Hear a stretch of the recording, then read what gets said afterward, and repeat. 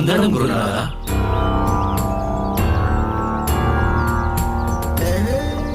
அனைவரும் அமருங்கள்.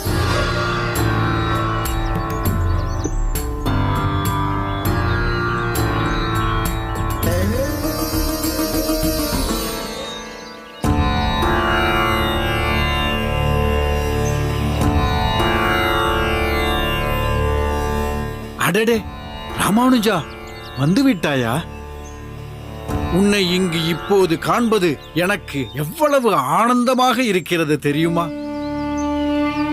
அன்று உன்னை காணவில்லை என்றதும் எப்படி பதறிப்போனேன் தெரியுமா? கைலாசத்தை கேட்டுப்பார். ஆமாம் ஆமாம், மிகவும் வேதனைப்பட்டார் நம் குருநாதர். உண்பதற்கும் பிடிக்கவில்லை, உறங்கவும் முடியவில்லை. சதா உன்னை பற்றிய நினைப்புத்தான் எனக்கு ராமானுஜா. எவ்வளவு இடங்களில் எவ்வளவு காலம் தேடியிருப்பேன் தெரியுமா? திரும்பவும் காஞ்சிக்கே திரும்பிவிடலாமா என்று கூட யோசித்தேன். ஆனால் நடந்த சம்பவம் பற்றி தெரியாமல் அங்கே காசியில் சதசில் உள்ளவர்கள் நான் ஏதோ பயந்து ஓடிவிட்டதாக ஏளனம் செய்ய போகிறார்களே என்றுதான் காசிக்கே செல்ல முடிவு செய்தேன். நீ இப்படி வழி தவறி செல்லலாமா ராமானுஜா?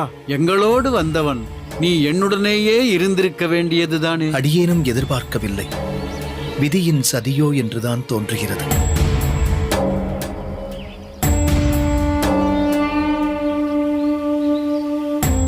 எது எப்படியோ நீ நலமாக வந்து சேர்ந்ததே எனக்கு பெருத்த சந்தோஷம்.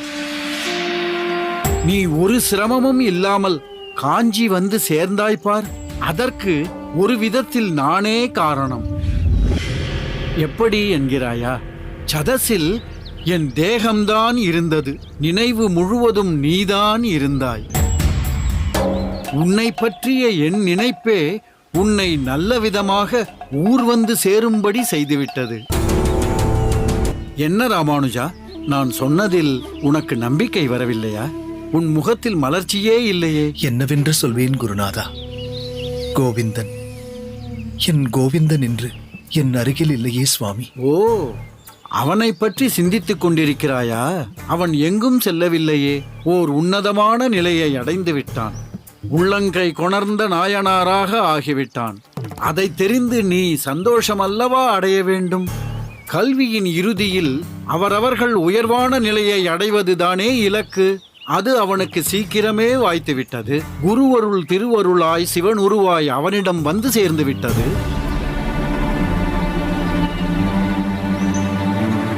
அவன் அடுத்த நிலைக்கு போய்விட்டான். இனி அவனுக்கு இந்த பாடசாலையோ பாடங்களோ தேவைப்படாது. கோவிந்தன் ஓர் எட்டா நிலைக்கு சென்று விட்டான். ஒரு குருவாக இருந்து அதையும் அவனுக்கு நான் செய்ய வேண்டியதை செய்துவிட்டேன்.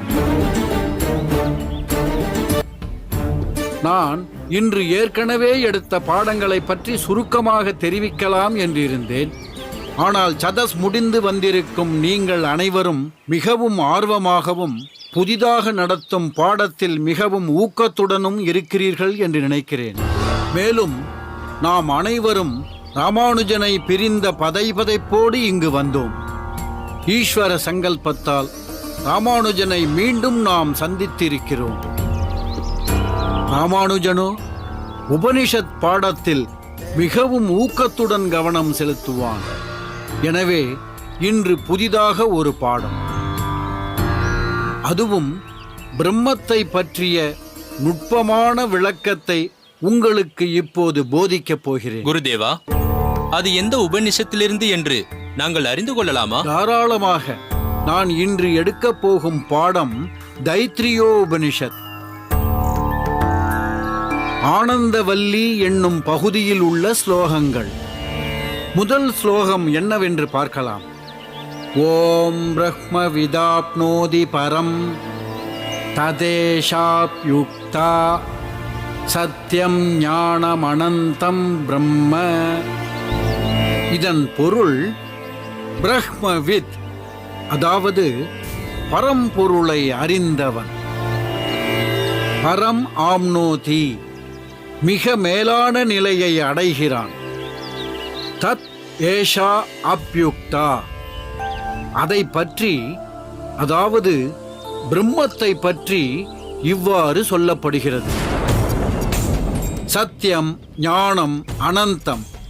அதாவது பரம்பொருளானது சத்தியம், உண்மை என்றும், ஞானம், அறிவு என்றும், அனந்தம், எல்லையற்ற தன்மை என்றும் சொல்லப்படுகிறது. அதாவது பரம்பொருளானது சத்தியம், ஞானம், அனந்தம். இதை தவிர வேறு குணங்கள் பரபிரம்மத்திற்கு இல்லை. மொத்தத்தில் பிரம்மம், அதன் தன்மை என்று இரண்டு இல்லை. தன்மையே பிரம்மமாக இருக்கிறது, அவ்வளவுதான். என்ன, புரிந்ததா? என்ன ராமானுஜா, அனைவரும் புரிந்ததாக தலையாட்ட நீ மட்டும் எந்த சலனமும் இன்றி காணப்படுகிறாய்? ஏன், நான் சொன்னதில் உனக்கு சந்தேகம் உள்ளதா?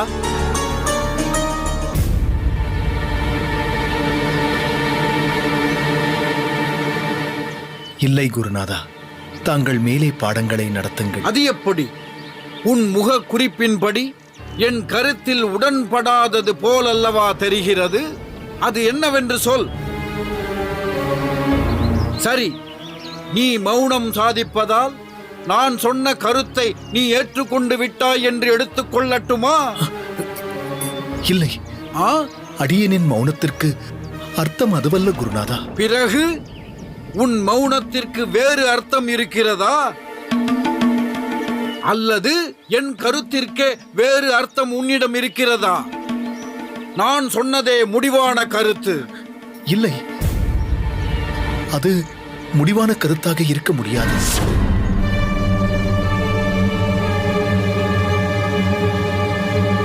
தங்களின் கருத்து உபனிஷத வாக்கியத்திற்கு பொருந்தி வரவில்லை குருநாதா. அப்படி என்றால் பொருந்தாத கருத்தை நான் இந்த யாதவ பிரகாசன் உரைக்கிறேன் என்கிறாயா? இப்பொழுது தாங்கள் சொன்னதுதான் சரி. பொருந்தாத கருத்தைத்தான் தெரிவித்திருக்கிறீர்கள். ஓ, அந்த அளவிற்கு நீ வளர்ந்து விட்டாயா? அப்படி என்றால் அதற்கு தகுந்த விளக்கத்தை நீ கொடுத்துத்தான் ஆக வேண்டும். தங்களின் கட்டளை அதுவானால் விளக்கம் தர காத்திருக்கிறேன் சுவாமி. சத்தியம்தான் பிரம்மம், ஞானம்தான் பிரம்மம், அனந்தம் என்ற எல்லையற்ற தன்மைதான் பிரம்மம். இதுதான் என் தீர்மானம். உன் தீர்மானம் என்ன? சத்தியம், ஞானம், அனந்தம், அதாவது உண்மை, அறிவு மற்றும் எல்லையற்ற நிலை, இவை யாவும் பிரம்மத்தின் பண்புகள், தன்மைகள். ஆனால் அந்த பண்புகள் மட்டுமே எப்படி பிரம்மமாக முடியும்? பிரம்மம் தன் குணங்களிடையே ஒன்றுபட்டும் வேறுபட்டும் நிற்கிறது. ஒரு மலருக்கு செம்மை, மென்மை, மணம் என்ற குணங்கள் பல இருக்கலாம். ஆனால் இந்த குணங்கள் யாவும் மலருடையதே தவிர குணமே மலராகாது அல்லவா? அந்த தன்மைகள் மலரிலிருந்து வேறுபடவில்லையே. அதேபோல் சத்தியம், ஞானம், அனந்தம் என்று பல்வேறு குணங்களை, பண்புகளை உடையது பிரம்மம் என்று சொல்லப்படுகிறது. இந்த குணங்கள் மட்டுமே பிரம்மம் என்று சொல்ல முடியாது. மேலும் விளக்கமாக சொல்ல வேண்டும் என்றால், சத்தியம் என்பதற்கு மாற்றங்கள் ஏற்படாத, என்றுமே அழியாத நித்தியமான குணமுடைய பிரம்மம் என்று பொருள். ஞானம் என்பதற்கு முழு அறிவுடைய, குணமுடைய பிரம்மம் என்று பொருள். அனந்தம் என்பதற்கு அளவிட முடியாத, எல்லையற்ற குணமுடைய பிரம்மம் என்று பொருள். அதன்படி பார்த்தால் காலத்திற்கேற்ப மாறிக்கொண்டே இருக்கும் இவ்வுலகத்தை விட, அச்சித் என்கிற ஜட இயற்கையை விட, இடத்தாலும் காலத்தாலும் பிளவுபடும் பொருட்களை விட வேறான உயர்ந்த குணமுடையதாக பிரம்மம் இருக்கிறது என்பதுதான் உபனிஷத வாக்கியம். அப்படி இருக்கையில் சத்தியமும் ஞானமும் அனந்தமும் மட்டுமே பிரம்மம் என்று சொல்வது பொருந்தாத கருத்தாகும். பிரம்மத்தின் பல தன்மைகளை உதாரணம் காட்டி அதைக் காட்டிலும் பிரம்மம் தனித்தன்மை வாய்ந்தது என்று உணர்த்துவதே உபனிஷத்தின் நோக்கமாகும். தங்களிடம் வித்யை கற்க வந்திருக்கும் நாங்கள் யாவரும் இளம் பிஞ்சுகள். உண்மையான ஞானத்தை பெற வந்திருக்கும் எங்கள் மனதில் இப்படி ஒரு தவறான அர்த்தத்தை, விஷ விதையை விதைக்கலாமா குருநாதா?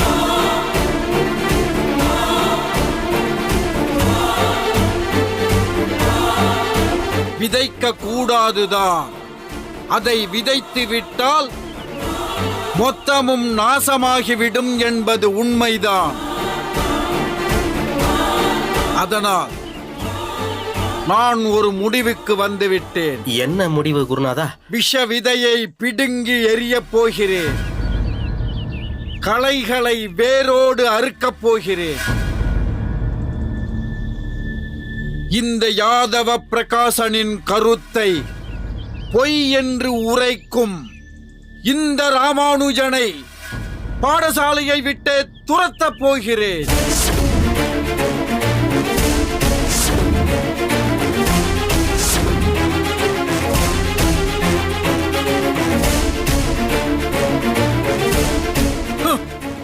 மற்ற மாணவர்கள் என் கருத்தை ஏற்க நீ மட்டும்தான் வாதம் செய்கிறாய். அது உன் ரத்தத்தில் ஊறி இருக்கிறது. நீ திமிர் பிடித்தவன்.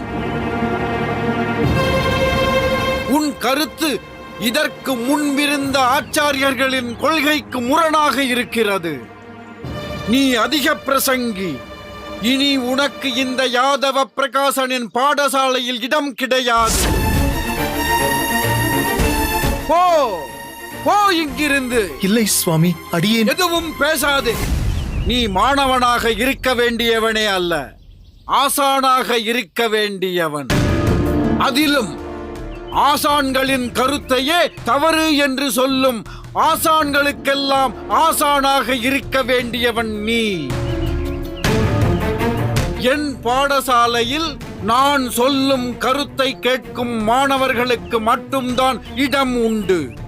உன்னை போன்ற ஆசான்களுக்கு இங்கு இடம் கிடையாது. போ. இத்தனை நாட்கள் உன்னை இங்கு வைத்திருந்ததே என் தவறுதான். போ போ இங்கிருந்து.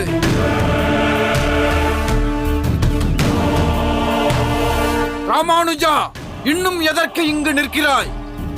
என் கண் முன் நிற்காதே. போ கைலாசம். வெளியே அனுப்பு இவனை. ராமானுஜா, வேண்டாம், அடியேனே போய்விடுகிறேன்.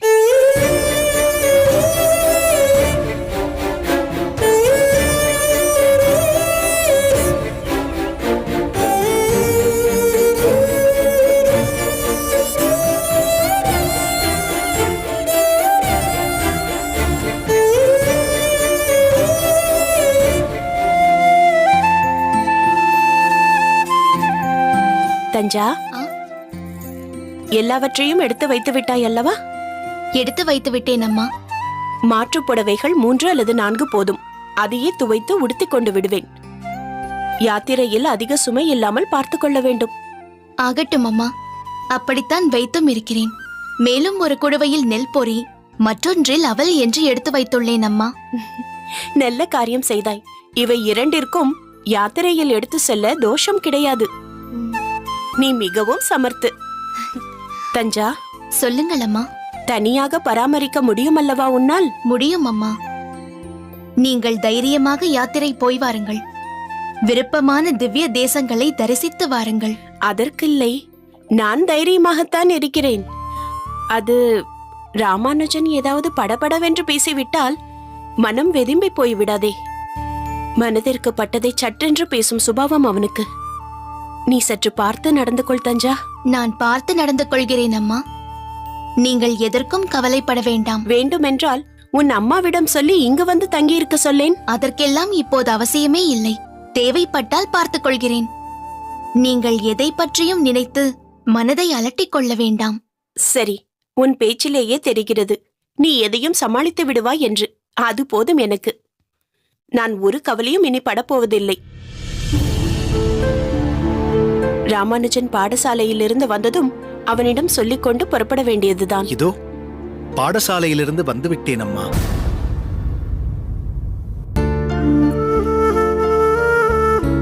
புறப்படுவதற்கு வேண்டிய அனைத்தும் தயாராக இருக்கிறதா அம்மா? அதையெல்லாம் தஞ்சா பார்த்து பார்த்து எடுத்து வைத்து விட்டாள். சரி, என்ன உன் முகம் இயல்பாகவே இல்லையே? அதுவும் நீ எப்போதும் அகத்திற்கு திரும்பி வரும்போது இப்படி வந்ததே இல்லையே. நீ பாடசாலைக்கே போகவில்லையா? இல்லை அங்கு செல்ல மனமில்லாமல் திரும்பி வந்து விட்டாயா? போனேன் அம்மா, பாடசாலைக்கு போனேன். மிகவும் விருப்பத்தோடு தான் சென்றிருந்தேன். பிறகு குருநாதர் யாதவ பிரகாச சுவாமிகள் விருப்பப்படவில்லை.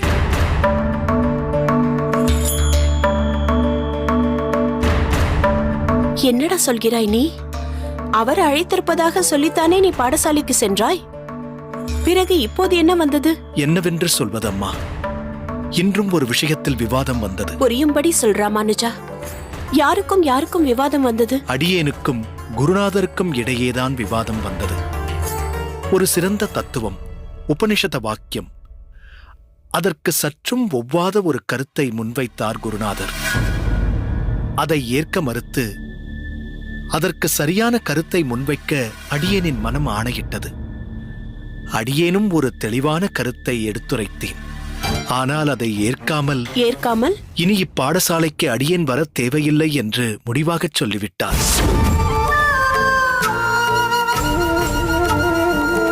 அடியேன் மன்றாடி பார்த்தும் பலனில்லாமல் போய்விட்டது. எடுத்த முடிவை எடுத்ததுதான், நீ செல்லலாம் என்று கண்டிப்பான குரலில் சொல்லிவிட்டார் குருநாதர். நீ இவ்வளவு சோகமாக இருப்பதை பார்த்தால் நீ தெரிவித்த கருத்தில் இப்போது உனக்கு உடன்பாடு இல்லையா? அப்படி இல்லை அம்மா. அடியேன் தெரிவித்த கருத்துக்கள், விளக்கங்கள் அடியேனின் சொந்த கருத்துக்களோ விளக்கங்களோ இல்லை. அனைத்துமே சாஸ்திரபூர்வமானது. எனது அருமை தந்தையாலும் முந்தைய ஆசான் மயூரவண்ணன் சுவாமிகளாலும் தகுந்த பாசுரங்களை மேற்கோள் காட்டி திருக்கச்சி நம்பி சுவாமிகளாலும் எடுத்துரைக்கப்பட்ட விளக்கங்களையே அடியேனும் எடுத்துரைத்தேன்.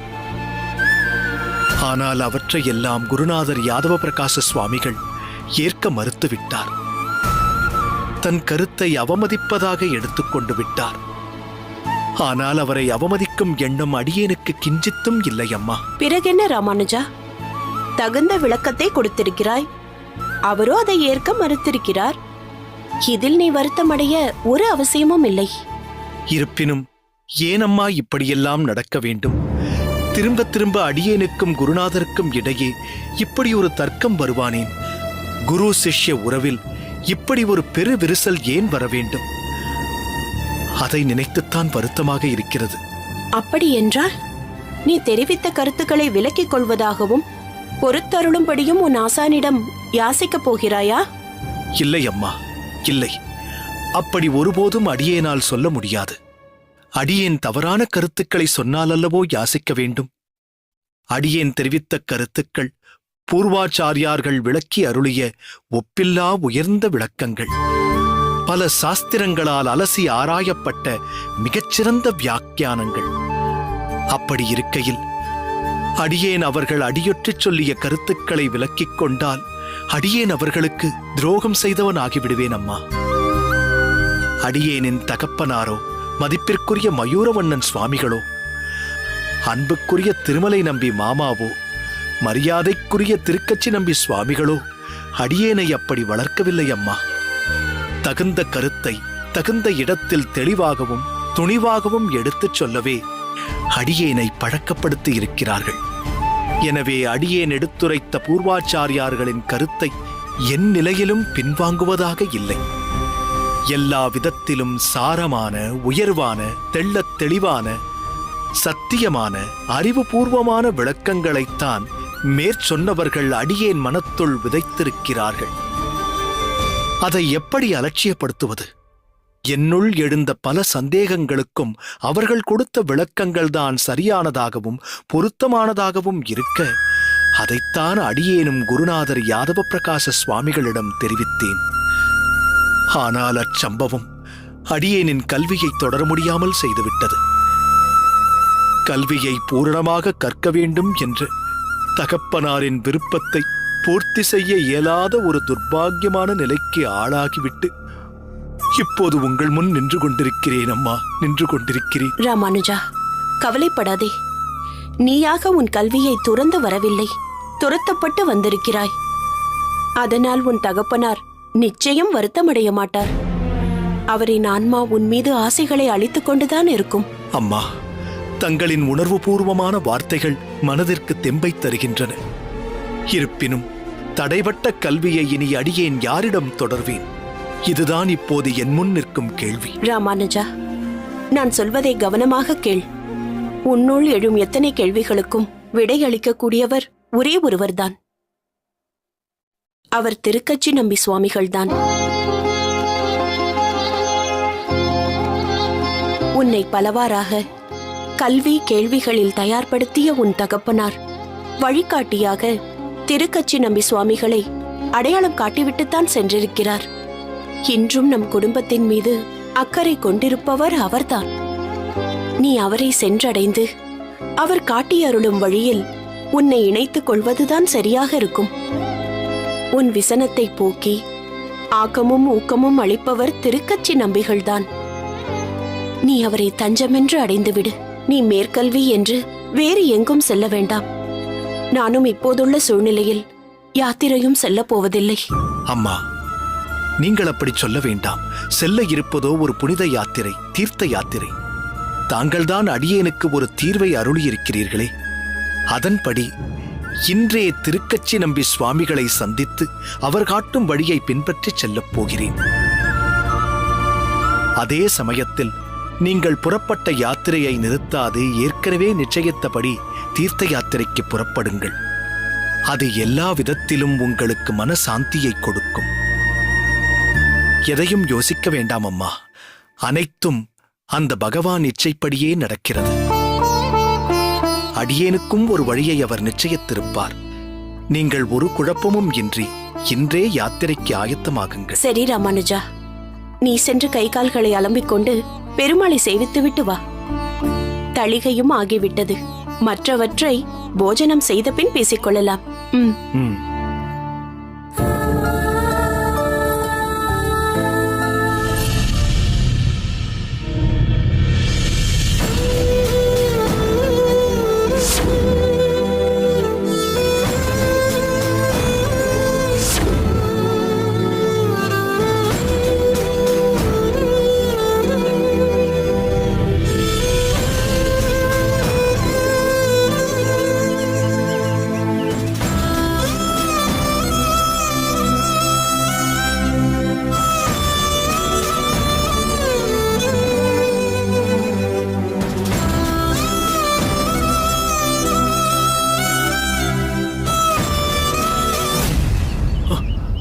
அடியேன் சுவாமி.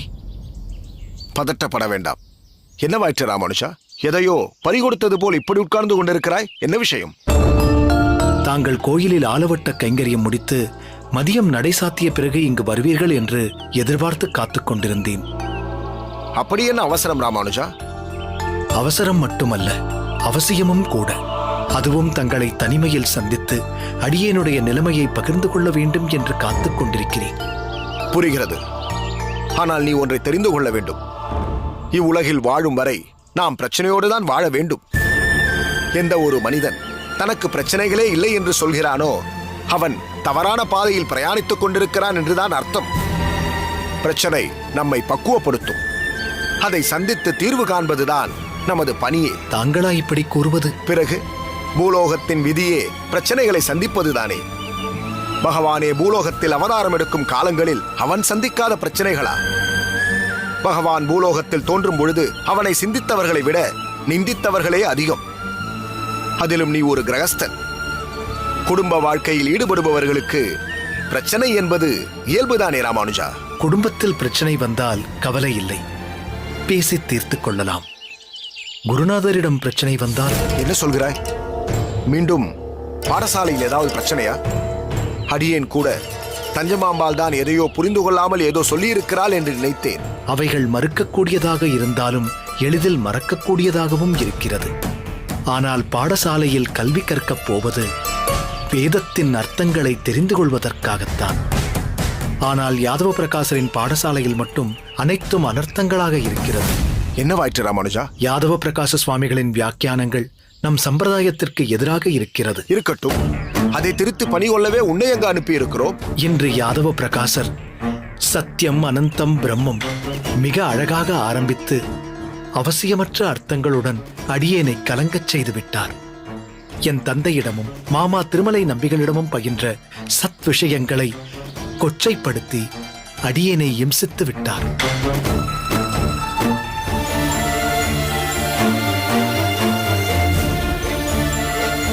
பேரொருளாளா, இது என்ன ராமானுஜா, இப்படி ஒரு விபரீத சோதனை? சாதிக்க அவர் பாடசாலைக்கு சென்றேன். அங்கு அவர் போதித்த விஷயங்களை மறக்கத் துணியும் நிலைக்கு தள்ளப்பட்டிருக்கிறேன். பாடசாலையில் தொடர்ந்து நடந்த வாக்குவாதங்களும் இறுதியாக காசி யாத்திரை சம்பவமும் அடியேன் பாடசாலையை புறக்கணிக்க வேண்டும்படி அடியேன் உள்ளம் நினைத்துவிட்டது. எனினும் தங்கள் வற்புறுத்தலின் பெயரால் அடியேன் பாடசாலைக்குச் சென்றேன். அடியேன் படும் வேதனையை தாங்கள்தான் தீர்த்து வைக்க வேண்டும். ராமானுஜா, உனது தந்தையும் மாமா திருமலை நம்பிகளும் அடியேனும் யாதவ பிரகாசரை பற்றி நன்கு அறிந்தவர்கள்தான். இருந்தும் உன்னை அந்த பாடசாலைக்கு அனுப்பியதற்கு கற்றது கடுகளவு, கல்லாதது உலகளவு என்பதை நினைத்துத்தான். ஆனால் சத்தியம் ஞானம் அனந்தம் பிரம்மத்தில் அவர் சொன்னது அனைத்துமே அசத்தியம், எவராலுமே ஏற்றுக்கொள்ள முடியாத ஒரு அனர்த்தம். வேண்டாம் ராமானுஜா, இனி நீ அந்த பாடசாலைக்கு செல்ல வேண்டாம். மீண்டும் யாதவ பிரகாசரே வந்து அழைத்தாலும் நீயும் சரி அடியேனும் சரி மறுத்து விடுவோம். நாளை முதல் உன் விருப்பப்படி சாலை கிணற்றிலிருந்து வரதனுக்கும் பெருந்தேவி தாயாருக்கும் தீர்த்த கைங்கரியம் செய்ய ஆரம்பித்து விடு. இதுவரை நீ கற்ற வேத சாஸ்திரங்கள் இனி நம் சம்பிரதாயத்தை நீ பூரணமாக அறிவதற்கு உனக்கு பயன்படட்டும். மிக்க நன்றி. தாங்கள் ஒருவேளை மீண்டும் அடியேனை அனைத்தையும் மறந்து பாடசாலைக்கு செல் என்று சொல்வீர்களோ என்று நினைத்தேன். இனி அடியேன் வரதனுக்கு தீர்த்த கைங்கரியம் செய்து கொண்டு தங்கள் நிழலிலேயே வாசம் செய்வேன். இது அடியேனின் எண்ணம் மட்டுமல்ல ராமானுஜா, பெருந்தேவி தாயாரின் எண்ணமும் கூட. புரியவில்லை சுவாமி. விந்தியமலை காட்டில் நீ திக்கு தெரியாமல் அலைந்து கொண்டிருந்த பொழுது உனக்கு என் பெருந்தேவி சமேதராய் இந்த தேவாதி ராஜன் வேடனாய் வேடுவச்சியாய் காட்சி கொடுக்க வேண்டும். உலகத்தாரின் தாகத்தையே தீர்த்து வைக்கும் அந்த தாய்க்கு எதற்கு தாகம் எடுக்க வேண்டும்? அந்த தாகத்தை தீர்க்க நீ ஏன் சாலை கிணற்றிலிருந்து நீர் இறைக்க வேண்டும்? அதற்கு காரணம், ராமானுஜா, நீ படித்தது போதும், இனி எனக்கு தீர்த்த கைங்கரியம் செய் என்று அந்த பெருந்தேவி தாயார் சொல்லாமல் சொல்லிவிட்டாள். எல்லாவற்றிற்கும் மேலாக மாமன் செய்யும் பணியை மருமகனும் செய்வான் என்பது வழக்கில் உள்ள மொழி. உன் மாமா திருமலை நம்பிகள் திருமலையில் ஸ்ரீனிவாச பெருமானுக்கு தீர்த்த கைங்கரியம் செய்கிறார். நீ அவரின் மருமகன். இங்கு காஞ்சியம்பதியில் வரதராஜனுக்கும் பெருந்தேவி தாயாருக்கும் தீர்த்த கைங்கரியம் செய்ய போகிறாய். சலனமின்றி அகத்திற்கு செல். உன் கவலைகளை மறந்து நிம்மதியாக இரு. நாளை காலை உதயமாகும் நாழிகையில் கோயிலுக்கு வந்து உன் கைங்கரியத்தை தொடங்கு. இனி உன் வாழ்வில் புது அத்தியாயம் தொடங்கப் போகிறது ராமானுஜா. தங்கள் சித்தம் சுவாமி. அடியேன் குழப்பத்துடன் வந்தேன், தெளிவடைந்து செல்கிறேன். மிக்க நன்றி சுவாமி. நன்றி என்ற வார்த்தையை சொல்லி அடியேனை அந்நியனாக்காதே. சென்று வா. அடியேன் தாசன்.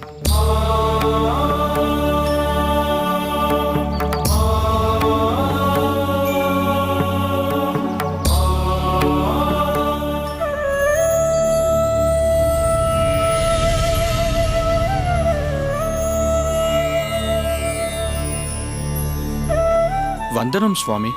வந்தனம். உம்மைத்தான் எதிர்பார்த்து காத்துக் கொண்டிருந்தேன். சற்று தாமதமாகிவிட்டது, க்ஷமிக்கணும். பாதகமில்லை. இதோ எண்ணெய், அரப்புத்தூள் அனைத்தும் தயாராகவே இருக்கிறது. யாராவது அழுத்தி தேய்த்தால்தானே தேக உஷ்ணம் போகும். வாஸ்தவம்தான். நாமே நமக்கு தேய்த்துக் கொள்வது அவ்வளவு ஸ்லாக்கியம் இல்லைதான். முதலில் எண்ணெயை வைத்து விடுகிறேன், சிறிது நேரம் ஊறட்டும். சற்று பொறுங்கள். முகமெல்லாம் ஒரே வாட்டமாக இருக்கிறதே, உடல் சுகமில்லையா? உடல் சுகமாகத்தான் இருக்கிறது. ஆனால் தங்களிடம் மறைப்பதற்கில்லை. நேற்று இரவு அன்னம் புசிக்கவில்லை, அதனால்தான் இந்த சோர்வு. ஏன் நேற்றிரவு அன்னம் புசிக்கவில்லை? பசி எடுக்கவில்லையா? பசியெல்லாம் எடுத்தது, ஆனால் புசிக்க அன்னம்தான் அகத்தில் இல்லை. ஏதோ வைஷ்ணவர்களுக்கு எண்ணெய் தேய்த்து விடும் சேவை செய்து அடியனின் வாழ்க்கையை ஓட்டிக் கொண்டிருக்கிறேன். நித்தியப்படி சேவை கிடைத்தால் அன்னமும் கிடைக்கும். நேற்று சேவையும் கிடைக்கவில்லை, அன்னமும் புசிக்கவில்லை. ஏதோ வரதனின் கருணை, இன்று நீங்கள் அழைத்து விட்டீர்கள். சேவையை முடித்துவிட்டு அன்னத்தை ஸ்வீகரிக்கிறேன். இல்லை, பசியோடு நீர் செய்யும் சேவையை அடியேனால் ஏற்றுக்கொள்ள முடியாது. முதலில் பசியாரும், பிறகு எண்ணெய் தேய்க்கலாம். இல்லை, இருக்கட்டும், சேவையை முடித்து விடுகிறேன். மறுக்கக்கூடாது. இப்படி உட்காரும், வந்து விடுகிறேன். சரி. ம்.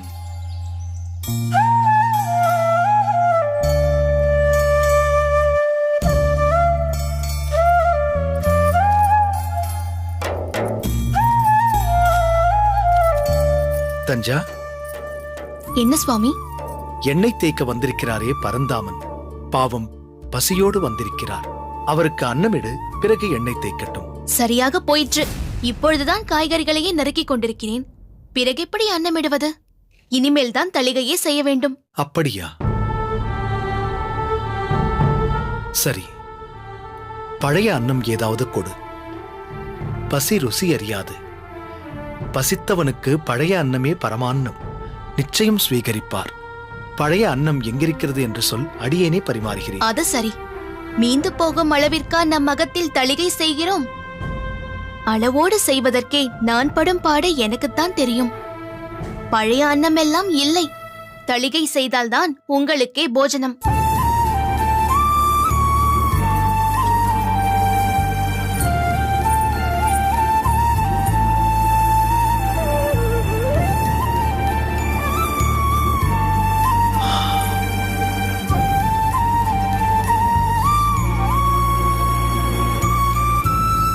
சுவாமி, ஆ? அடியேனை க்ஷமிக்க வேண்டும். தளிகை இன்னும் ஆகவில்லை, பழைய அன்னமும் இல்லை. பாவம், உம் பசியை உடனே அடியேனால் போக்க முடியவில்லை. எண்ணெய் தேய்த்துவிட்டு சிறிது நேரம் கழித்து வாரும். அதற்குள் அன்னம் தயாராகிவிடும்.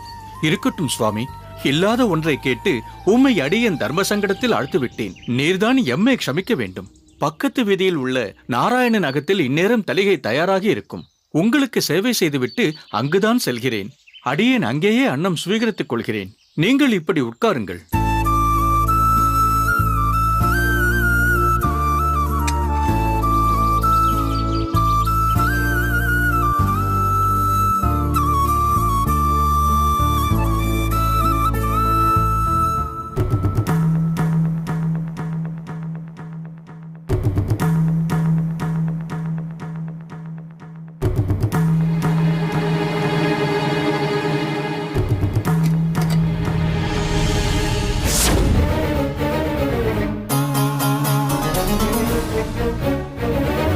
தஞ்சா,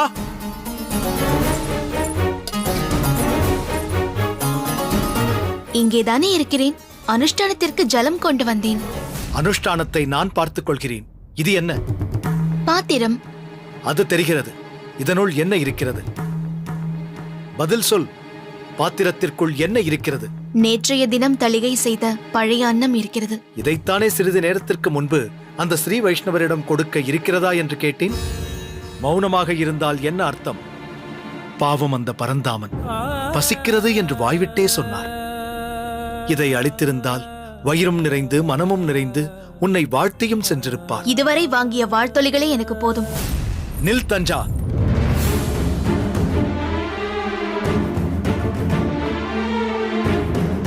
வைணவர்களின் வாழ்த்தொலிகளே போதுமென்று ஆகிவிட்டதா உனக்கு?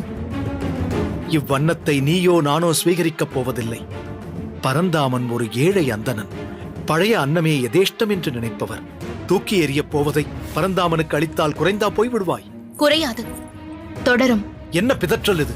என்ன தொடரும்? ஒவ்வொரு முறை அந்த பரந்தாமன் வரும்போதும் இது போன்ற அன்னத்தை யாசிப்பார். நாமும் கொடுக்க வேண்டிய கட்டாயம் ஏற்படும். அது மட்டுமல்ல, அவருக்கு எப்பொழுதெல்லாம் பசிக்கிறதோ அப்பொழுதெல்லாம் புசிப்பதற்கு நம்மகத்தை தேடிக்கொண்டு வருவார். வருவோர் போவோர்க்கெல்லாம் அன்னம் அளிக்க நம்மகம் என்ன சத்திரமா? தஞ்சா, நீயா இப்படி பேசுகிறாய்? அடியேனால் நம்ப முடியவில்லை. நீ என்ன பேசுகிறாய் என்று உணர்ந்துதான் பேசுகிறாயா? நன்கு உணர்ந்துதான் பேசுகிறேன். தற்போது உள்ள குடும்ப சூழ்நிலையை உணர்ந்து அறிந்து பேசுகிறேன். எல்லாவற்றையும் யோசித்து செய்ய வேண்டியிருக்கிறது. என்ன யோசித்து செய்கிறாய்? தர்மசாஸ்திரம் என்ன சொல்கிறது என்று ஒரு க்ஷணம் யோசித்து பார்த்தாயா? கிரகஸ்தாஸ்திர தர்மத்தை கடைபிடிப்பவளாக இருந்தால் அகத்தில் தளிகை முடிந்தவுடன் வாசலுக்கு வந்து, யாராவது பசியோடு இருக்கிறீர்களா? எங்கள் அகத்தில் அன்னம் தயாராக இருக்கிறது, யாராவது வந்து ஸ்வீகரியுங்கள் என்று 3 முறை உரக்க அழைக்க வேண்டும். அப்படி யாரும் வராத பட்சத்தில்தான் அவள் அகத்திற்குள் சென்று குடும்பத்தோடு அன்னத்தை ஸ்வீகரிக்க வேண்டும். ஒருவேளை யாராவது வந்தால் முதலில் அவர்களுக்கு அன்னத்தை பரிமாறிவிட்டு பிறகு மிச்சம் மீதி இருப்பதைத்தான் அந்த குடும்பத்தில் உள்ளவர்கள் ஸ்வீகரிக்க வேண்டும். இதுதான் தர்மம். ஆனால் நீ பசி என்று கேட்டவனுக்கு அன்னமிடாமல் தவிர்த்திருக்கிறாயே, இது எவ்வளவு பெரிய அபச்சாரம் தெரியுமா? இது போன்ற பல சாஸ்திர நுணுக்கங்களை உணர்ந்தவர்தானே உன் தகப்பனாரும் உன் குடும்பத்தாரும். வழி வழியாக சாஸ்திரங்களை பின்பற்றுபவர்கள்தானே, அனுஷ்டிப்பவர்கள்தானே. அதை நீ அறியாமல் போனதுதான் அடியேனுக்கு வினோதமாக இருக்கிறது. வந்தவர் எண்ணெய் தேய்த்துவிட வந்திருக்கலாம், பரம ஏழையாக இருக்கலாம். எப்படி பார்த்தாலும் அவர் நம் அதிதி. அவருக்கு யதாசக்தி நம்மால் முடிந்த வகையில் உபச்சாரம் செய்து அனுப்புவதுதான் முறை. அதிதி தேவோ பவ என்பதுதான் நம் தர்மம். அதிதியை முறையாக போஷிக்காதது பாவம் என்றால், பசி என்று வெளிப்படையாக சொன்ன ஒருவரை, அதுவும் ஒரு ஸ்ரீ வைஷ்ணவரை, அன்னத்தை வைத்துக் கொண்டே இல்லை என்று சொல்லி அனுப்பியது மன்னிக்க முடியாத குற்றம், பெரும் பாவம். அதற்கில்லை, நான் வேண்டாம். இடும்பையால் அடற்புண்டு இடுமினோ துற்றன்றி இறந்தவருக்கு இல்லையே என்று நெடுஞ்சொல்லால் மறுத்த நீ செய்கிறே நீ. பசிப்பிணியால் துன்புற்று அன்னத்தை யாசிப்பவருக்கு அன்னம் இருந்தும் இல்லை என்று மறுப்போரை என்னவென்று அழைப்பார்கள் தெரியுமா? நீசன். இன்னொரு முறை இந்த தவறை நீ செய்தால் அடியேன் பொறுத்துக் கொள்ள மாட்டேன். நில்லுங்கள்.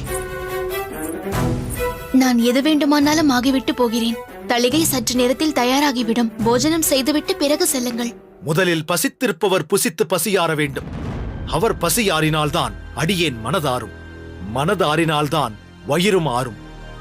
அந்த ஏழை அந்தனர் எங்கே என்று தேடி கண்டுபிடித்து அவருக்கு கோயிலிலிருந்து பிரசாதத்தை பெற்றுக் கொடுத்து அவர் வாட்டத்தை போக்கும் வரை அடியேன் ஒரு சொட்டு ஜலம் கூட பருக மாட்டேன்.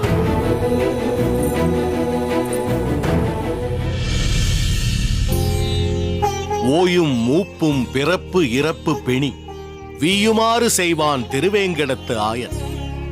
நாள் மலராம் அடித்தாமரை வாயுள்ளும் மனத்துள்ளும் வைப்பார்கட்கே.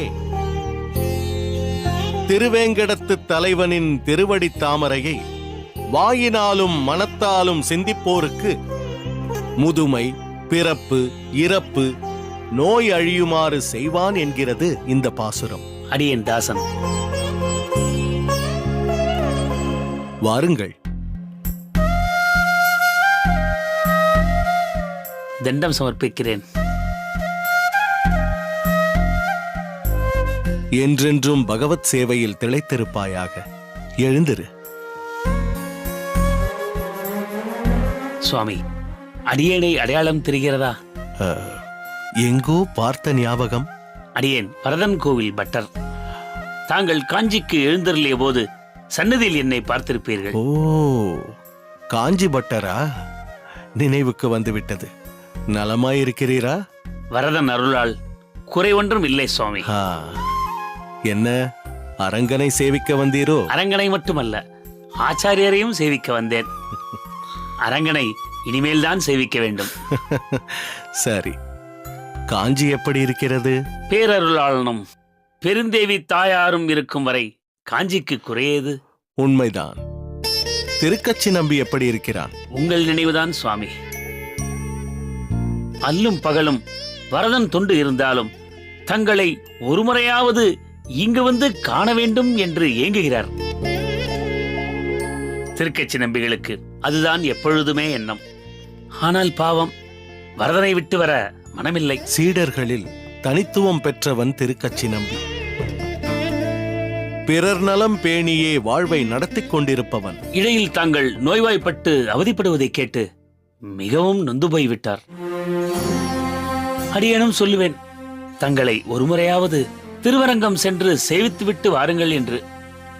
ஆனால் ஆச்சாரியார் அதை விரும்ப மாட்டார் என்று திருக்கச்சி சொல்லுவார். திருக்கச்சியின் சீடன் ராமானுஜன் எப்படி இருக்கிறான்? திருக்கச்சி அடியேனை வந்து பார்ப்பதை விட ராமானுஜனை நன்றாக பார்த்து கொண்டாலே போதும்.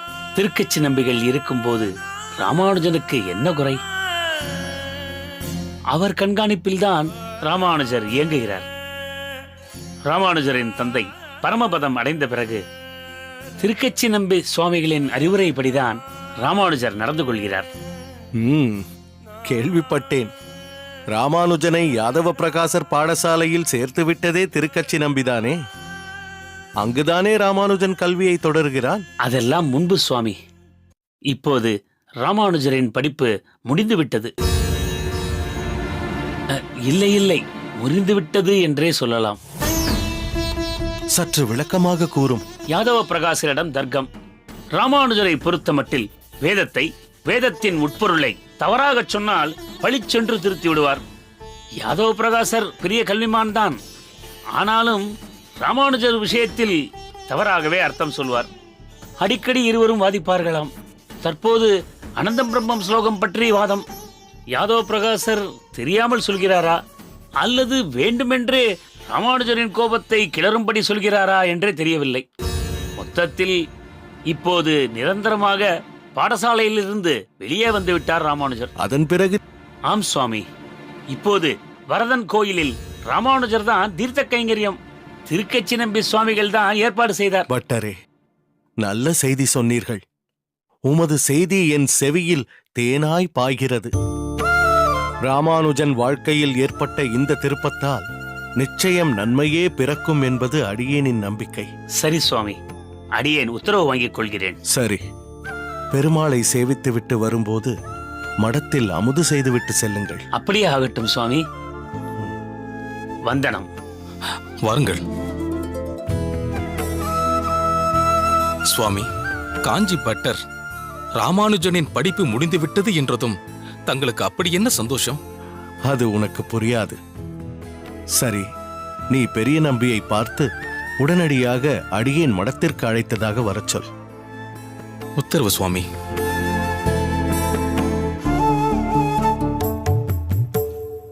ஹே ரங்கா, ராமானுஜனை இங்கு வரவழைக்கப் போகிறாயா?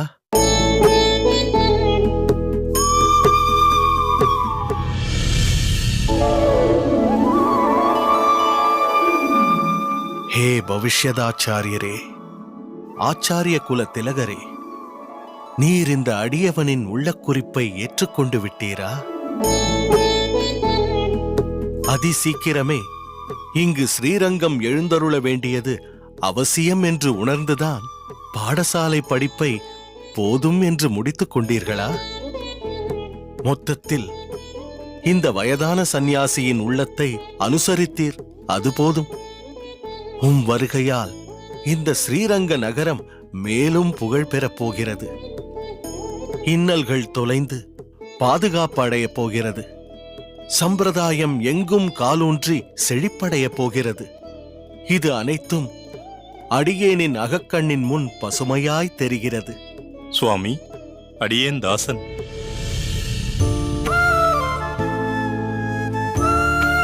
வா பெரிய நம்பி, உன்னைத்தான் எதிர்பார்த்து காத்திருக்கிறேன்.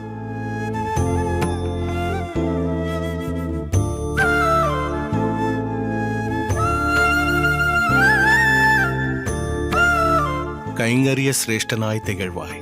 எழுந்திரு.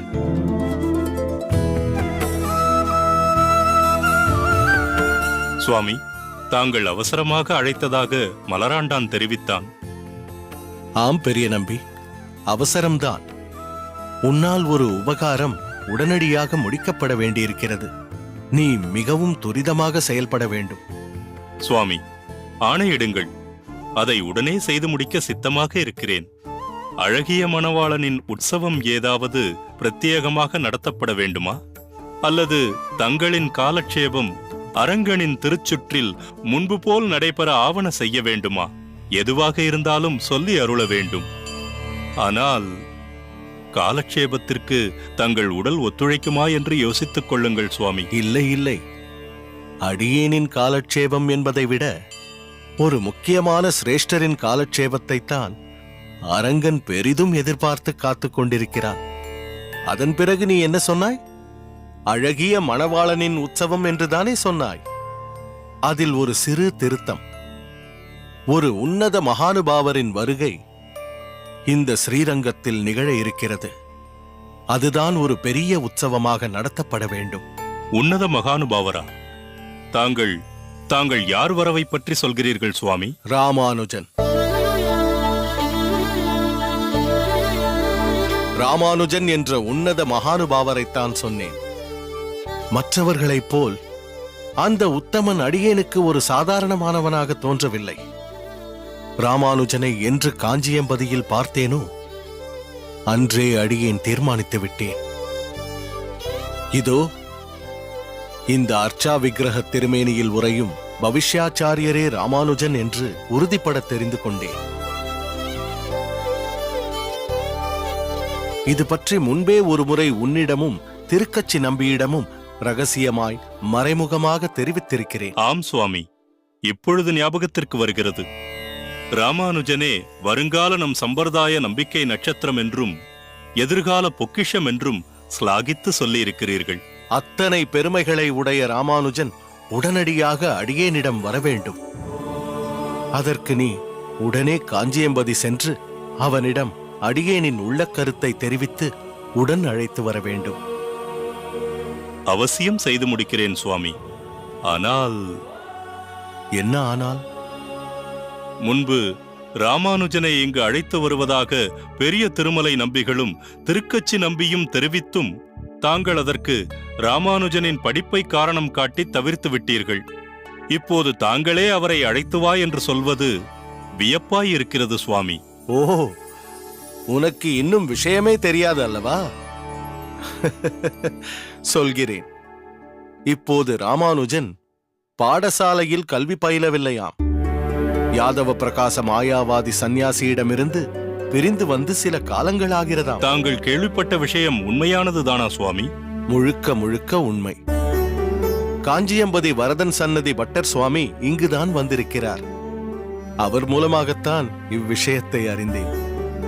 அது மட்டுமல்ல, ராமானுஜன் தற்போது வரதனின் திருமஞ்சனத்திற்கு தீர்த்த கைங்கரியம் செய்து கொண்டிருப்பதாகவும் பட்டர் தெரிவித்தார். மிகவும் உசந்த காரியம்.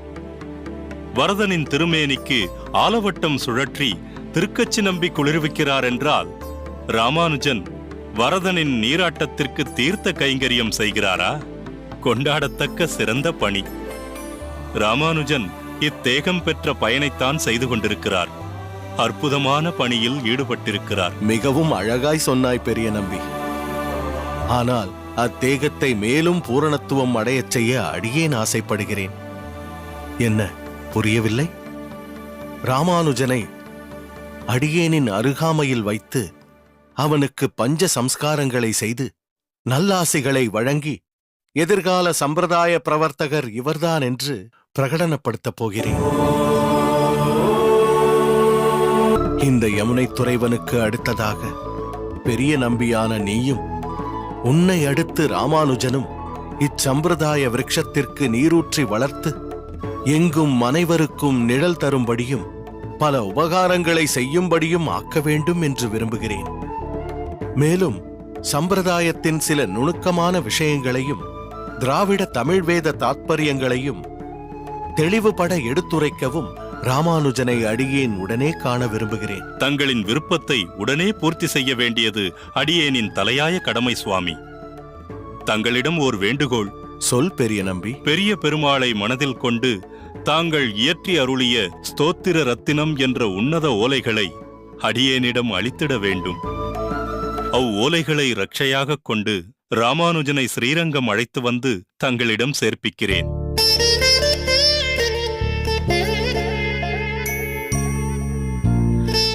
சரி, உன் விருப்பப்படியே செய்.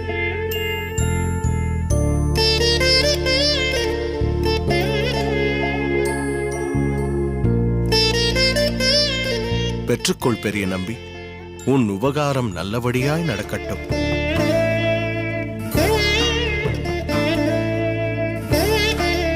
பெரிய நம்பி, அதிக காலதாமதமாகாமல் அடியேன் சொன்ன காரியத்தை நீ துரிதமாக முடிக்க வேண்டியது மிக அவசியம். அடியேனின் மனதில் சில அபிலாஷைகள் இன்னும் நிறைவேறாமல் உள்ளது உனக்கு நன்றாய் தெரியும். அது பற்றியும் ராமானுஜனிடம் அடியேன் தெரிவிக்க விரும்புகிறேன். அதற்காகத்தான் இந்த சரீரத்தில் உயிர் ஒட்டி உறவாடிக் கொண்டிருப்பதாக அடியேனுக்கு தோன்றுகிறது. எனவே எவ்வளவு விரைவாக ராமானுஜனை அழைத்துக் கொண்டு இங்கு வர முடியுமோ அவ்வளவு விரைவாக வந்துவிடு. நிச்சயம் சுவாமி. தங்களின் உத்தரவை செவ்வனே செய்து முடிக்கும் வரை அடியேனுக்கு வேறு எந்த சிந்தனையும் இருக்காது சுவாமி. இது உறுதி. அடியேன் உத்தரவு வாங்கிக் கொள்கிறேன் சுவாமி. பெரிய நம்பி,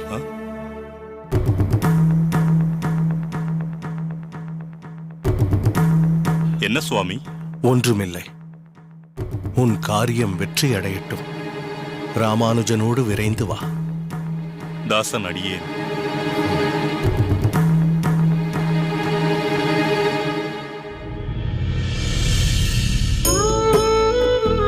ஹே பிரபு, தாமதிக்காமல் வந்துவிடும். இவ்வுயிர் அடியேனின் ஆதீனத்தில் இல்லை. அது உமது வரவை எண்ணி காத்திருக்கிறது. மறந்துவிட வேண்டாம்.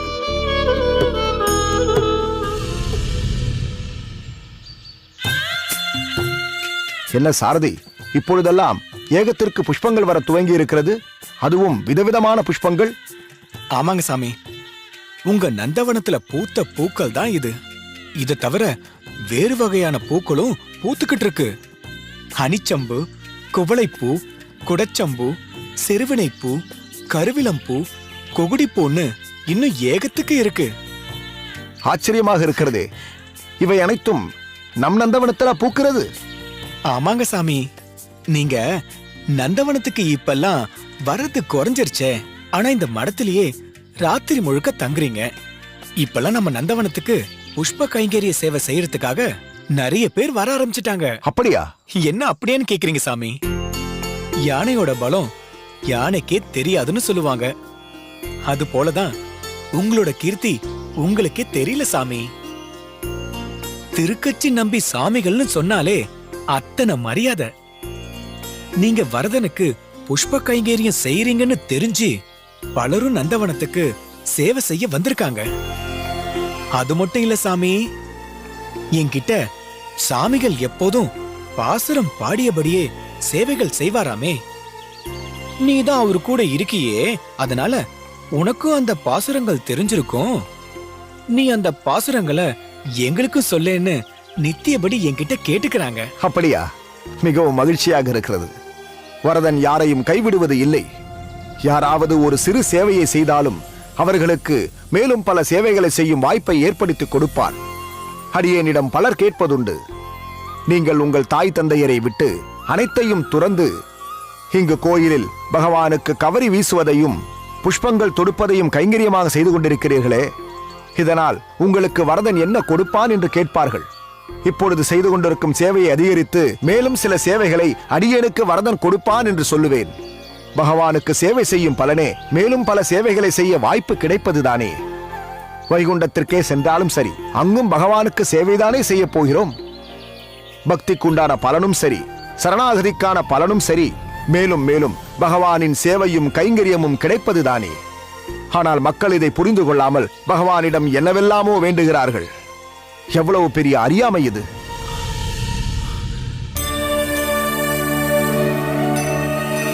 ராமானுஜா, சற்று நில். சாரதி, சாமி, நீ சென்று பட்டரிடம் இதை சேர்ப்பித்து விடு. அடியேன் வந்து விடுகிறேன். ஆகட்டும் சாமி.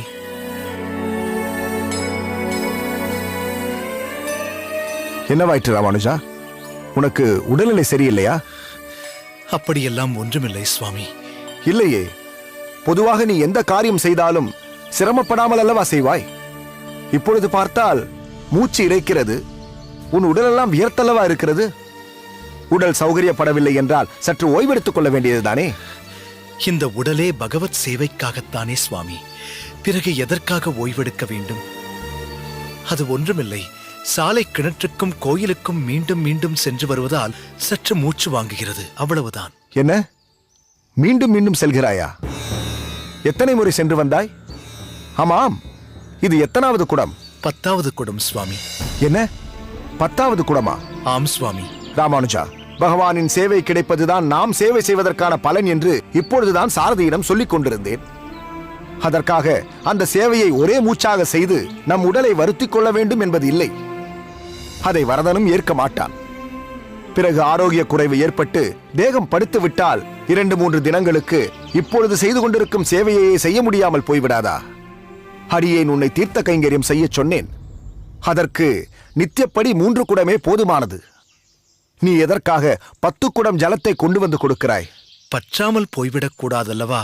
மேலும் நீங்கள் சொன்னது போல் ஒருவேளை நாளை அடியேனுக்கு முடியாமல் போய்விட்டதென்றால் பற்றாக்குறை ஏற்பட்டு விடக்கூடாதல்லவா? அதனால்தான் எப்பொழுதும் அதிகப்படியாக நிரப்பி வைக்கிறேன். 3 குடங்கள் திருமஞ்சனத்திற்கும் மற்றவை வேறு தேவைகளுக்கு இருக்கட்டும் என்று தேக்கி வைக்கிறேன். உன் எண்ணம் பாராட்டத்தக்கதுதான்.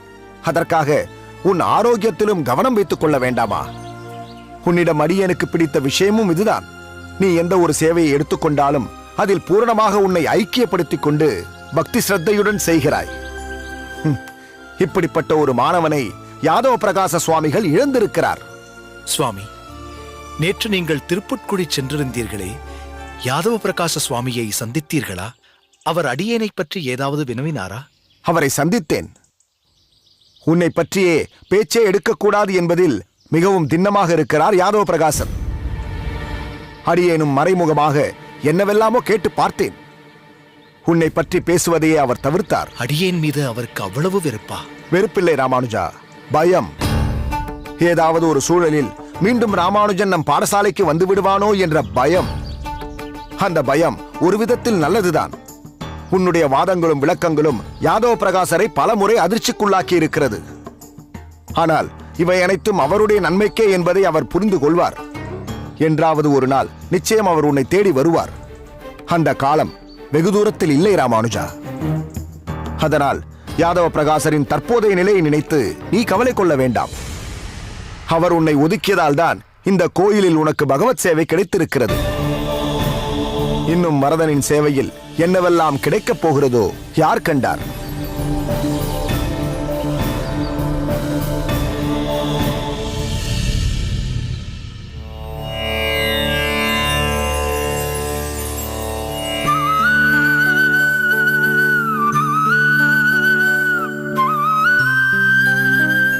கொண்டல் வண்ணனை கோவலாய் வெண்ணெய் உண்டவாயன் என்னுள்ளம் கவர்ந்தானை அண்டர்கோன் அணியரங்கன் என் அமுதினை கண்ட கண்கள் மற்றொன்றினை காணாவே. ஹே அரங்கா, திருப்பான் ஆழ்வார் அனுபவித்து பாடிய தமிழ் திராவிட வேதமான இப்பாசுரத்தை அடியேன் பல நாள் உன் முன்னே சேவித்திருக்கிறேன். உன்னை கண்ட கண்கள் இனி மற்றொன்றை காணாது என்று ஆழ்வார் உன்னிடம் தெரிவித்தார். ஆனால் இன்று உன்னை தரிசித்த அடியேன் இனி இக்கண்களால் உன்னை மீண்டும் இத்திருவரங்கத்தில் காண்பது அரிதோ என்று அடியேனுக்கு தோன்றுகிறது. உன் சங்கல்பம் என்னவோ அதை அடியேன் அறியேன். உன்னை ஏகாந்தமாக தரிசித்து அடியேனின் உள்ள கிடக்கைகளை உன் முன் சமர்ப்பிக்க வேண்டும் என்று தோன்றுகிறது. கடல், ஆறுகள், மலைகள், காடுகள், நாடுகள் என்று பலவற்றை கொண்ட பரந்த இவ்வுலகத்தை நாடக அரங்கமாக்கி அதில் பல லீலைகளை நடத்தும் நீ தலைவன், நாதன், ராஜன் நீ, அரங்கராஜன் நீ. அனைத்தும் நீ அறிவாய். அடியேன் உன்னை மட்டுமே அறிவேன். எத்தனை பெரிய பாவியாக இருந்தாலும் ஒரு ஆச்சாரியனின் அனுகிரகம் ஒருவனுக்கு கிடைத்துவிட்டால் அவனுக்கு வைகுண்டம் நிச்சயம் என்று நீயே வாக்கு கொடுத்திருக்கிறாய். அவ்வகையில் இக்கடையேனுக்கு மணக்கால் நம்பி சுவாமிகளின் சங்கம் ஏற்கனவே கிடைத்திருக்கிறது. பாட்டனார் நாதமுனிகள் சொட்டை நம்பி வம்சத்தில் சம்பந்தமும் பெற்ற அடியேன் நிச்சயம் மோட்ச சாம்ராஜ்யத்தில் உன்னோடு சேர்ந்திருப்பேன். அதில் கிஞ்சித்தும் சந்தேகமில்லை. ஆனால் கோடான கோடி ஜீவாத்மாக்கள் வாழ்க்கையின் தாத்பரியம் என்னவென்று புரியாமலும் பிறவியின் பயன் என்னவென்று உணராமலும் வாழ்வை நடத்திக் கொண்டிருக்கிறார்கள். அவர்கள் அத்தனை பேரையும் ஒய்விக்கக்கூடிய தகுதியோ சக்தியோ அடியேனுக்கு இல்லை. அதற்கென்றே ஒரு புருஷர், பவிஷ்யதாச்சாரியர் என்னும் உன்னத சிரேஷ்டரை, வருங்கால ஆச்சாரிய சீலரை விக்கிரக ரூபமாய் நீயே அளித்திருந்தாய். அவர் யாரென்று அடியேனுக்கு அடையாளமும் காட்டிவிட்டாய். ஆனால் அவரை நேரடியாக சந்தித்து உரையாடும் வாய்ப்பு இதுவரை அடியேனுக்கு அமையவில்லை. இப்போது அவர் வரவிற்காகத்தான் அடியேன் வழிமேல் விழி வைத்து காத்து கிடக்கிறேன். அடியேன் காத்திருந்தாலும் நடக்கப் போகும் காரியங்கள் உன்னாலேயே நிகழ்த்தப்பட போகிறது. அதனால் இப்போதும் ஒரு பற்றற்ற நிலையில்தான் அடியேன் இருக்கிறேன். எப்படியோ ராமானுஜன் தான் வருங்கால ஆச்சாரியன். அவன்தான் அடியேனுக்கு அடுத்து இந்த ஆச்சாரிய பீடத்தை அலங்கரிக்கப் போகிறவன் என்று தீர்மானித்து பல சிஷ்யர்களுக்கு மறைமுகமாக எடுத்துரைத்தும் விட்டேன். அடியேன் உன் முன் வைக்கப் போகும் ஒரே ஒரு கோரிக்கை இதுதான். உன் லீலா வினோதங்களால் நீ பல விஷயங்களை ராமானுஜன் வாழ்வில் நடத்தலாம். அது உன் இச்சை. அடியேனோ வாழ்வின் இறுதிக்கு வந்துவிட்டதாகவே நினைக்கிறேன். ஆனால் ராமானுஜன் வாழ்வை இப்போதுதான் தொடங்கியிருக்கிறான். அதன்படி எத்தனையோ விஷயங்களை அவன் வாழ்வில் நடத்த இருக்கும் நீ தகுந்த சமயத்தில் ராமானுஜனை இந்த ஆச்சாரிய பீடத்தில் அமர்த்தி தர வேண்டும். இவ்விஷயத்தில் எவ்விதத்திலும் நீ பாராமுகமாக இருந்து விடாதே அரங்கா. ராமானுஜன் மூலமாக இந்த சம்பிரதாயம் பிரபஞ்சம் முழுவதும் கிளை பரப்பி இப்பூலோகமே வைகுண்டமாக ஆகும் நிலை உருவாக வேண்டும். ஹே பிரபு, உன்னிடத்தில் வைக்க வேண்டிய அபிலாஷையை உன் ஹிருதய கமலங்களில் வைத்து விட்டேன். இந்த யமுனாச்சாரியன் என்ற அல்ப ஆத்மாவையும் உன் பொற்பாத கமலங்களில் சமர்ப்பித்து விட்டேன். அடியேனுக்கு உன் ஆசிகளை நல்கி விடை கொடு அரங்கா, விடை கொடு.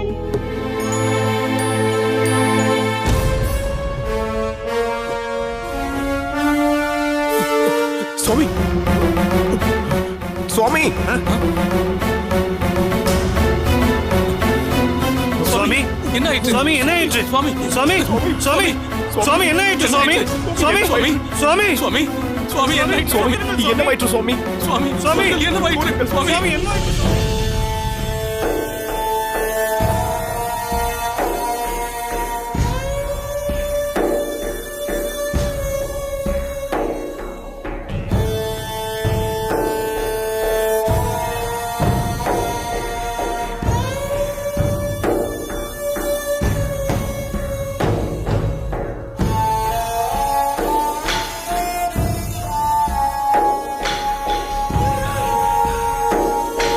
வைத்தியரே, ஆச்சாரியருக்கு இப்பொழுது எப்படி இருக்கிறது?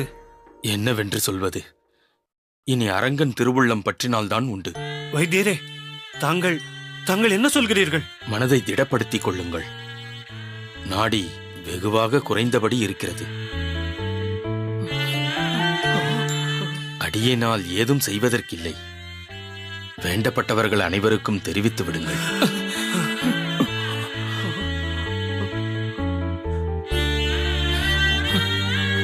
திருக்கோஷ்டி நம்பி. சுவாமி, சுவாமி, அடியேன். மெதுவாக, மெதுவாக எழுந்திருங்கள். மெதுவாக.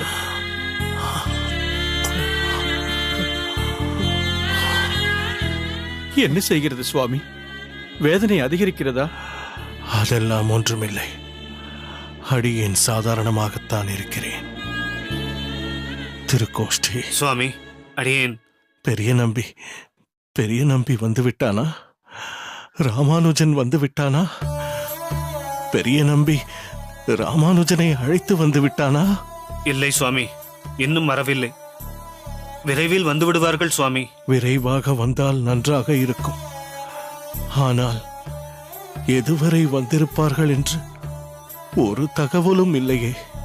ராமானுஜனை பார்ப்பேனா என்ற கவலைதான் அடியேனின் மனதை சூழ்ந்துள்ளது. சுவாமி, கவலை கொள்ள வேண்டாம். தாங்கள் அவசியம் பெரிய நம்பியையும் ராமானுஜரையும் கண்கொள்ளர காண்பீர்கள். இது நாள் வரை சமாளித்து இருந்து விட்டேன். பெரிய நம்பி இங்கிருந்து புறப்பட்டு சில நாட்கள் ஆகிவிட்டதே. ஒருவேளை ராமானுஜன் இப்போது இங்கு வர சௌகரியப்படவில்லையோ என்னவோ. இல்லை சுவாமி, பெரிய நம்பிகள் நிச்சயம் ராமானுஜனுடன் தான் வருவார். தாங்கள் தேகத்தை வருத்திக் கொள்ள வேண்டாம் சுவாமி. பெரிய நம்பியையும் ராமானுஜனையும் ஒரு முறை பார்த்து விட்டால் போதும். அதற்கு பிறகு இந்த தேகம் வருந்தாமல் இவ்வாத்மா சுகத்தை அடையும். சுவாமி, ஏன் இப்படி எல்லாம் சொல்கிறீர்கள்? தங்களுக்கு ஒன்றும் ஆகாது சுவாமி. தாங்கள் நன்றாக இருக்கிறீர்கள், நன்றாக இருப்பீர்கள் சுவாமி. அடியேனுக்கு அந்த நம்பிக்கை இல்லை. அடியேனுக்கு பின் இந்த மடத்தில் அநேக காரியங்கள் கவனிக்கப்பட வேண்டும். அதை பற்றிய சிந்தனைதான் சற்று வாட்டி வதைக்கிறது. அதை பற்றி பெரிய நம்பியிடமும் ராமானுஜனிடமும் சற்று பேச வேண்டும். அதை செய்துவிட்டால் போதும். அடியேன் மற்றபடி இந்த தேகத்தை சுமந்து கொண்டிருக்க பிரியப்படவில்லை. அதுவரை ஆத்மா இவ்வுடலில் இருக்குமா என்பதும் சந்தேகமாக தோன்றுகிறது. அடியேனும் அதிக நாட்கள் இருக்க விரும்பவில்லை. சுவாமி, தேகத்தை உதறி விடுவேன் என்ற வார்த்தையை மட்டும் தயவு செய்து பிரயோகிக்க வேண்டாம். அதை எங்களால் தாங்க முடியாது. ஆம் சுவாமி, அதை தாங்கும் சக்தி இங்கு ஒருவருக்கும் இல்லை. எல்லோரும் அடியேன் சொல்வதை கவனமாக கேளுங்கள். இப்போது அடியேன் சொல்வதுதான் இறுதியானது. இதை நன்கு ஞாபகத்தில் பதித்துக் கொள்ளுங்கள். அடியேன் இவ்வுலகில் இருந்து போய்விட்டால் யாரும் முட்டாள்தனமாக எந்த முடிவையும் எடுக்கக்கூடாது. அப்படி ஏதாவது விபரீதமாக நீங்கள் செய்தீர்களே ஆனால் அடியேனுக்கு முன்பாக சென்றுள்ள மகாச்சாரியர்களான புண்டரிகாக்ஷர் என்னும் உய்யக்கொண்டார், ஸ்ரீராம மிக்சர் என்னும் மணக்கால் நம்பி சுவாமிகளுக்கு அபராதம் செய்தவர்களாவீர்கள். அதற்கு பிறகு அபராதிகளான உங்களுக்கு வைகுண்டமும் இல்லை, நித்திய சூரிகளுக்கு நடுவே வாசமும் இல்லை.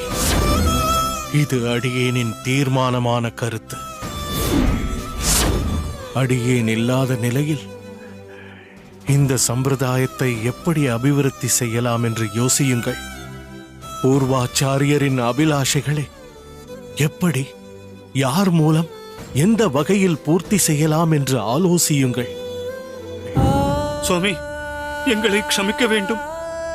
ஏதோ உணர்ச்சி வசப்பட்டு பேசிவிட்டோம். எதிர்வரும் காலத்தில் நாங்கள் எதை தஞ்சமாக அடைந்து உயர்வது என்பதை தாங்களே எங்களுக்கு அருள வேண்டும் சுவாமி. சொல்கிறேன், நீங்களும் கேட்டு அதை இங்கே இப்பொழுது யார் இல்லையோ அவர்களுக்கும் சொல்லுங்கள். பகவானுக்கும் பகவத் பக்தர்களான பாகவதர்களுக்கும் எந்தவித வித்தியாசமும் பாராட்டாதீர்கள். எம்பெருமான் ஸ்ரீமன் நாராயணனின் ஸ்ரீபாத தீர்த்தத்தை உங்கள் தலையில் புரோக்ஷணம் செய்து கொள்ளும் போது அந்த எம்பெருமானின் பாதார விந்தத்திலே பரமபதம் அடைந்திருக்கும் ஆழ்வார் ஆதிகளையும் தியானித்து உங்கள் மனதை பரிசுத்தமாக்கிக் கொள்ளுங்கள். எக்காலமும் உன்னத ரக்ஷையான துவய மந்திரத்தை மனனம் செய்து கொண்டே இருங்கள். அது அளிப்பவனுக்கும் அடைபவனுக்கும் நல்லதை செய்து கொண்டே இருக்கும். ஆனால் பிரயோஜனமற்ற அல்பமான உலக விஷயங்களுக்கு ஆட்பட்டு உங்களை நீங்களே அழுக்குப்படுத்திக் கொண்டு உடலை மட்டுமே பிரதானமாக நினைத்து உங்களுடன் இருக்கும் மற்ற பாகவத உத்தமர்களை அலட்சியம் செய்வீர்களேயானால் நீங்கள் எண்ணற்ற சிஷ்ய கோடிகளை உடையவர்களாக பெரிய ஆச்சாரியராக இருந்தாலும் உங்களுடைய திருவடி தீர்த்தத்தினால் உங்களுடைய சிஷ்யர்களுக்கு எவ்வித நன்மையும் உண்டாகாது. மொத்தத்தில் சக வைஷ்ணவர்களிடம் அபச்சாரம் செய்யாமல் இருக்க வேண்டியதுதான் மிக மிக முக்கியம். அவன் எந்த குலத்தை சேர்ந்தவனாக இருந்தாலும் சரி, இதை என்றும் மனதில் இருத்திக் கொள்ளுங்கள். முதலாவது, எம்பெருமானிடத்தில் பக்தி. இரண்டாவது, எம்பெருமானுடைய தாசர்களிடம் பக்தி. மூன்றாவது, தாசானுதாசர்களிடம் பக்தி. இதில் மூன்றாவது படியை அடைந்துவிட்டால் முக்தி பெறுவது நிச்சயம், சத்தியம். இதுவே மோட்சத்திற்கான மார்க்கம் என்பதை தெரிந்து கொள்ளுங்கள். குற்றமற்றவர்களான உங்கள் அனைவரையும் சத் சிஷ்யர்களாக அடைந்த அடியேனே மிகவும் பேறு பெற்றவன். வரரங்கா, சம்பிரதாய பூரணனான திருக்கோஷ்டி நம்பியையும் குணப்பூரணனான பெரிய நம்பியையும் உன் வசம் ஒப்படைக்கிறேன். இவர்களை பார்த்துக் கொள்வது உன்னுடைய கடமை. ஆகட்டும் சுவாமி, தங்கள் உத்தரவுப்படியே நடக்கிறேன். தெய்வக்கரசு, இன்று என்ன நாள்? வைகாசி மாசம் 6வது நாள், திருவோண நட்சத்திரம் சுவாமி. வைகாசி நம்மாழ்வார் சடகோபர் அவதரித்த மாதம். திருவோணம் எம்பெருமானுக்கு உகந்த நட்சத்திரம். திருக்கோஷ்டி சுவாமி, அடியே நீ சென்று அடியேன் இது நாள் வரை ஆராதித்து வந்த பவிஷ்யதாச்சாரியர் விக்கிரகத்தையும் அரையரே சுவாமி, நீ சென்று அடியேனின் ஆச்சாரியர் மணக்கால் நம்பி சுவாமிகள் அணிந்த பாதரட்சைகளையும் எழுந்தருள பண்ணி கொண்டு வாருங்கள். உத்தரவு சுவாமி. சுவாமி,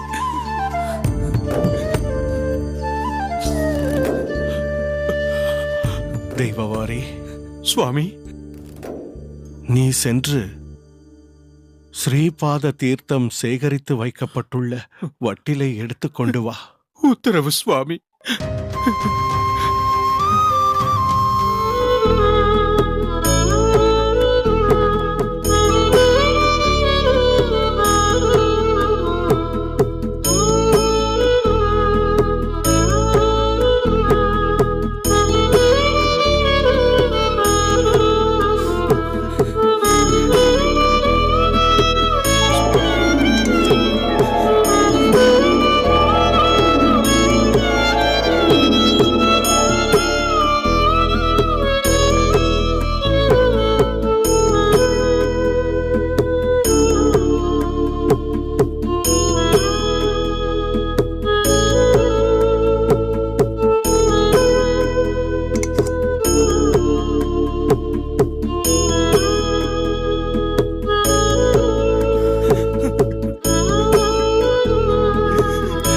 சுவாமி, இந்த அருங்கள்.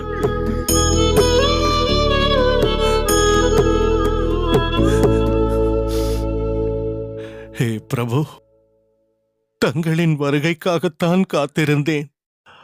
அரங்கனிடம் தெரிவித்தேன். 8 நாட்களாக காத்திருக்கிறேன். அதன் பின்பு அடியேனுக்கு மோட்சத்தை அளிக்கலாம் என்று அவன் திருவுள்ளம் கொண்டிருக்கிறானோ என்னவோ, அதை யார் அறிவார்?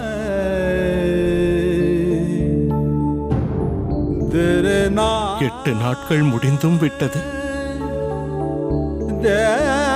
நம்மாழ்வாரால் பெரிதும் உகந்து அடியேனின் பிதாமகரும் ஆச்சாரிய பூஷணமான நாதமுனி யோகீஸ்வரருக்கு அளிக்கப்பட்ட பவிஷ்யதாச்சாரியரான தாங்கள் இந்த கடையேனிடம் தங்கள் கருணை ஒன்றினாலேயே இத்தனை காலம் எழுந்தருளியிருந்தீர்கள்.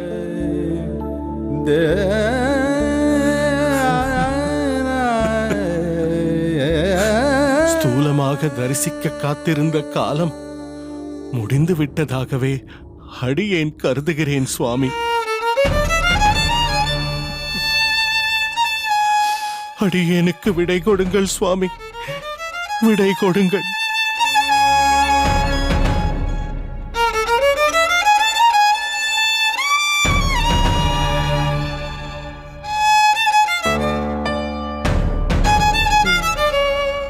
திருக்கோஷ்டி நம்பி, இந்த பவிஷ்யதாச்சாரியர் விக்கிரகத்தை நித்தியமும் ஆராதித்து வர வேண்டியது இனி உன் கடமை. இவர் பிரத்யக்ஷமாக உனக்கு தரிசனம் தரப்போகிறவர். பிற்கால ஆச்சாரியர் இவரே, அதில் எந்த சந்தேகமும் இல்லை. தகுந்த ஒருவருக்கு தகுந்த நேரத்தில் தாமதிக்காமல் உயர்ந்த விஷயத்தை போதிப்பது மிக மிக அவசியம். இப்போது பெரிய நம்பிகளோடு வரும் ராமானுஜனுக்கு தகுந்த நேரத்தில் யாம் உனக்கு அருளிச் செய்த ரகசியார்த்தங்களை எல்லாம் நீதான் அருளிச் செய்ய வேண்டும். அவர் திருநாமத்தாலேயே இந்த சம்பிரதாயம் சுடர்விட்டு பிரகாசிக்கப் போகிறது. பொலிக பொலிக சப்தத்தின் பொருளான அம்மகானால் அனைவருக்கும் ஒரு சம்பந்தம் கிடைக்கப் போகிறது. அதனால் ஏற்றமும் ஏற்படப் போகிறது.